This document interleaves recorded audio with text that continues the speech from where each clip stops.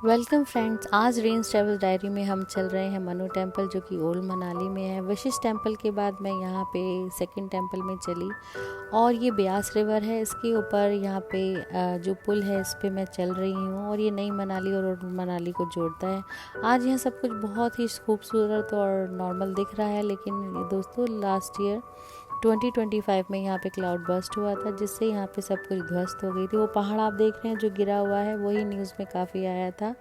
और हमें अपने जितना हो फॉरेस्ट को प्रिजर्व करिए, पेड़ों को ना काटिए, तो हमें ऐसी चीज़ें नहीं फेस करनी पड़ेगी। मैं मनु टेम्पल के बिल्कुल क्लोज पहुँच चुकी हूँ। यहाँ पे आप काफ़ी रेस्टोरेंट्स देख रहे हैं और प्लस यहाँ पे मुझे इनवाइट भी कर रही हैं कि आके यहाँ की एक ट्रेडिशनल डिश होती है सिड्डू, वो खाइए। तो मैं पहले दर्शन करना पसंद करूँगी और शॉपिंग भी मैं उसके बाद करूँगी। तो आप यहाँ पे देख सकते हैं तिब्बतन, चाइनीज़ और इंडियन कैफ़ेज़ हैं, तो यहाँ पे टेस्ट ज़रूर करिएगा, खाइएगा ज़रूर। और ये कुछ इस तरीके का मार्केट है जैसे कि ऋषिकेश में आपने देखा होगा सारे फॉरेनर्स रहते हैं, तो उसी तरीका की फीलिंग मुझे यहाँ पर आई। और ये महर्षि मनु का टेम्पल है। यहाँ लेफ्ट साइड में आप 50 रुपये का प्रसाद ले सकते हैं, जो ये भैया बैठे हैं। दोस्तों, पौराणिक कथा के अनुसार जब प्रलय आया था तो भगवान विष्णु ने एक मछली का अवतार लिया और उन्होंने मनु से कहा कि अभी जो है प्रलय आने वाला है, बाढ़ आने वाली है, सब खत्म होने वाला है, तो आप एक नाव बनाइए बड़ी सी, उसमें कुछ आप अपने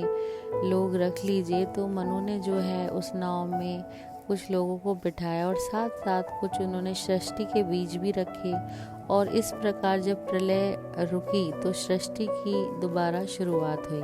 प्रमाण नहीं है कि मनु की नौका कहाँ लगी थी और ना ही इस बात का कोई दावा किया जा सकता है कि मनु की नौका मनाली में लगी थी, परंतु मनाली मनु का अति प्राचीनतम स्थान माना जाता है। इस स्थान का नाम इन्हीं के नाम से पड़ा है। मनाली का पुराना नाम मनुआले था, जो आज मनाली के नाम से जाना जाता है। मनु जी ने न केवल सृष्टि की रचना की है, बल्कि मानवता के कल्याण के लिए कई महत्वपूर्ण कार्य भी किए हैं। इन्होंने मानव की आयु 100 वर्ष निश्चित करके इसको 4 भागों में डिवाइड किया है। पहला ब्रह्मचार्य, दूसरा गृहस्थ है, तीसरा वानप्रस्थ है और चौथा संन्यास। इन्होंने ही सामाजिक व्यवस्था को 4 भागों में बांटा था। इस मंदिर में यहाँ पे ये श्रद्धालु काफ़ी भक्ति में हैं, जो कि फोल्कलोर गा रहे हैं राजस्थानी। और चारों तरफ फैली पहाड़ों की प्राकृतिक सुंदरता, ठंडी हवा और मंदिर का शांत माहौल मिलकर ऐसा अनुभव दे रहा है जिसे मैं शब्दों में बयान नहीं कर सकती हूँ। ऐसा लगा जैसे प्रकृति और आध्यात्म एक साथ मिलकर मन को सुकून दे रहे हों। इनका लोक संगीत भी हम थोड़ा सा सुन लेते हैं।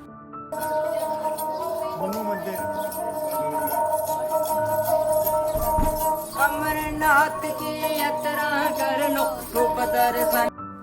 और मनु स्मृति का श्रेय भी महर्षि मनु को ही दिया जाता है। इनके इस पावन स्थान मनाली के बारे में भी बहुत कम जानकारी उपलब्ध है।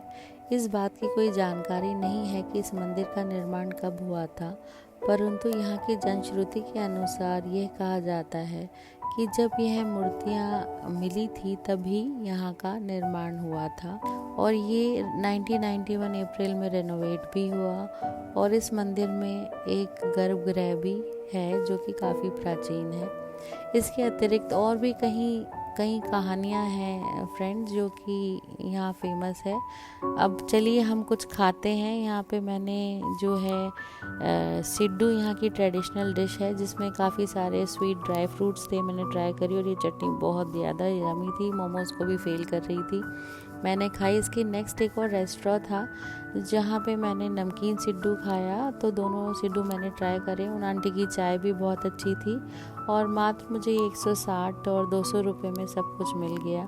यहाँ पे आप शॉपिंग भी कर सकते हैं। काफ़ी सारे कैफ़ेज़ हैं, इतने सारे कैफ़ेज़ हैं कि मेरा मन कर रहा था कि हर कैफ़े में जाऊँ, वहाँ की सारी चीज़ें ट्राई करूँ और यहाँ पे टाइम स्पेंड करूँ। पर just because of short span of time मेरे पास इतना वो नहीं था टाइम कि मैं सब पे जा पाऊँ, तो मैंने यहाँ पे बस दूर से ही सारी रिकॉर्डिंग कर ली आप लोगों के लिए कि आप यहाँ पे जिस कैफ़े में चाहे जाएं, रुके, स्टे करें, एंजॉय करें। शाम को यहाँ पे कहते हैं लाइव म्यूज़िक भी होता है, बैंड भी होता है, तो आप यहाँ पे ये कैफ़े कल्चर को एंजॉय कर सकते हैं। आप यदि यहाँ पे रुकना भी चाहते हैं तो यहाँ पे हर तरीके के, हर बजट के होटल हैं, होम स्टे है और हॉस्टल आसानी से मिल सकते हैं।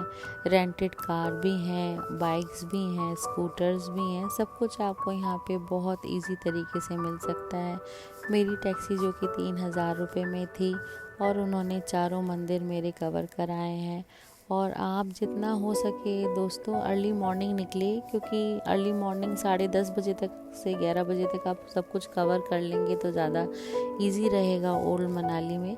उसके बाद आप ट्रैफिक में काफ़ी ज़्यादा फंस जाते हैं तो पूरा दिन फिर 4-5 बजे आप ट्रैफिक में ही फंसे रह जाएंगे। मेरे साथ कुछ ऐसा ही हुआ था, पर मैंने सारे मंदिर एक दिन में ही कवर कर लिए और मुझे नहीं लगता इससे ज़्यादा यहाँ पे टाइम लगेगा।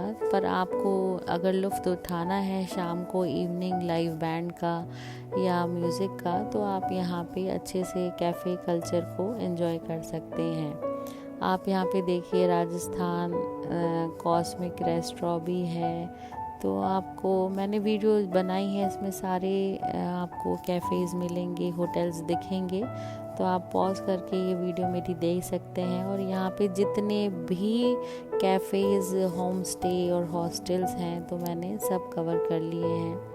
ओल्ड मनाली में यहाँ पे ब्यास रिवर है जिसके अगल बगल आप वाटर स्पोर्ट्स एक्टिविटी भी कर सकते हैं। और यहाँ पे बाइक्स वाले भी काफ़ी मुझे दिख रहे थे, तो मुझे लग रहा था कि जैसे कि मैं लेह लद्दाख में ही आ गई हूँ। तो मुझे यहाँ पे लेह लद्दाख, ऋषिकेश और हरिद्वार की सारी फीलिंग आ रही थी। तो मुझे ऐसा लगता है कि यहाँ की जर्नी मेरी सबसे अच्छी जर्नी रही है, जहाँ पे मुझे आध्यात्मिक से लेके कैफ़े कल्चर सब कुछ दिख रहा था।